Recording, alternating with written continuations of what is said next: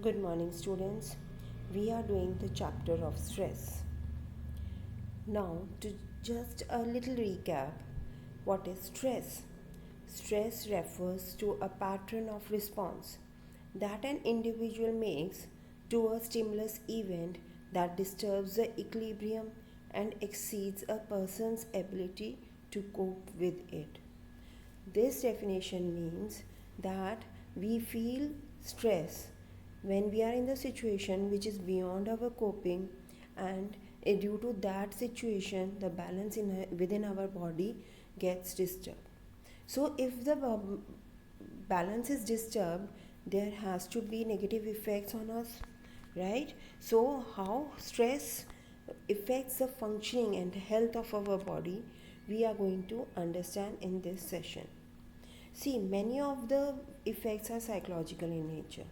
However, this psychological effect is reflected in the changes that are occurring inside our body, are occurring inside the stressed individual. Okay, so we have to understand those effects, and they are emotional effect, physiological effect, cognitive effect, and behavioral effect. Now, to understand the emotional effect, we have to see that a person who is suffering from stress is due to some experience, okay, and that is causing him mood swings. Okay, mood swings results in erratic behavior of a person, and due to this he is not able to adjust in the family as well as the friend circle. There is no coordination, no adjustment with the personal group, right? A person feels anxiety and depression because of his own mood swings, because of the pressure that he is feeling, because of the stress, and in turn this depression and anxiety also increases the stress, and this is known as the vicious circle. One leads to another and another leads to the one. Okay, now what happens is when all these things is happening, there is intolerance and impatience in the person. Why? Because his confidence is decreasing, and there are lots of problems like mood swings and all. So he is very intolerant. Any wrong behavior, any disliking towards a behavior can lead to a disruption, right? He can burst out. It is really a great problem that we don't understand that due to stress we can have so much emotional problems.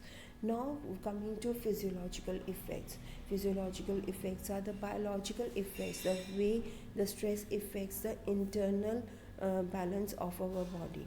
See, stress is not affecting us only mentally, it affects us biologically also. When we are feeling stress, the hormones are released from adrenaline and cortisols, and adrenaline and cortisols help the body to cope up with the stress, and there is a kind of a response known as fight or flight reaction. Means that a person is going to fight with that problem, and flight means going to flee away from the situation. Now, it is very important to understand that epinephrine and non-epinephrine has large amount of effect. It slows down the digestive system. There is an expansion of air passage, where our lungs increases. These all things cannot be controlled because it is the reaction to the hormones, and hormones will release automatically. So few things we can control by breathing exercises, yoga, meditation, but not all. Now next is the cognitive effect, the effect that it has on our brain, right? Functioning of our brain. So as we already know that physiologically many hormones are released, blood pressure is different and other things, but the main cognitive thing is that continued stress leads to mental overload. Mental overload is happening, so we are not able to make sound decisions. How can we make sound decisions when we are mentally overloaded, and when we are thinking a lot of things at a time, and we are not able to do coherent things, right? Faulty decisions made at home, in career, and at workplace may lead to arguments, failure, financial loss also. See, our ability to make decisions is less, and due to that, our concentration is less. Our short term memory is also reduced. So there are lots of problem in the work area also.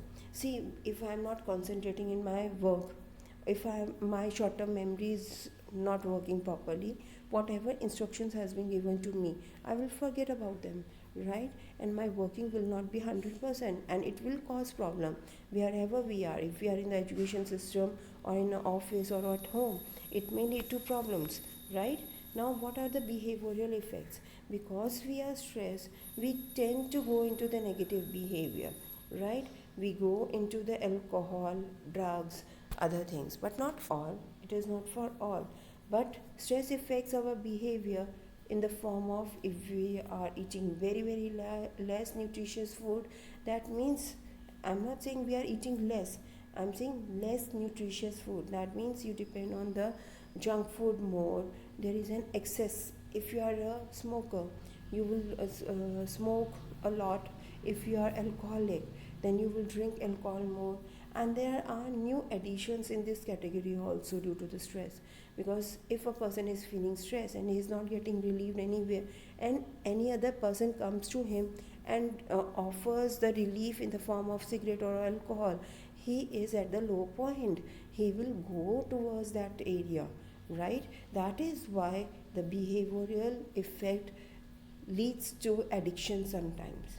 Okay, people take drugs in the time of crisis, tranquilizers, okay, and tranquilizers are very addictive and have lots of side effects. A person has poor coordination, low concentration, can feel dizziness also. So it has a multiple effect on different areas. Now a person can be addicted to as simple as caffeine that is present in coffee and tea, and chocolate also. The people starts taking intake, increase the intake of all these things. And see, everything in excess is problematic, and if we take tea and coffee in an excess amount, they also lead to addiction. Now, some of the typical behavioral effects of stress are disruption in the sleep patterns, increased absenteeism, and reduced work performance. Now, students, if I'm not feeling good, I won't be interested in going to the workplace, right? That is why my absenteeism will be more. And if I am stressed, I won't be able to sleep properly at night. So these things are the side effects of the stress and behavioral effect of the stress. So we have to take care of ourselves. We have to do something positive that reduces our stress and gives us positive thinking, because without positive thinking, stress is going to affect us in all the spheres: cognitive, behavioral, physiological, as well as the emotional level. Okay, students, so please do have a positive outlook. Thank you, students.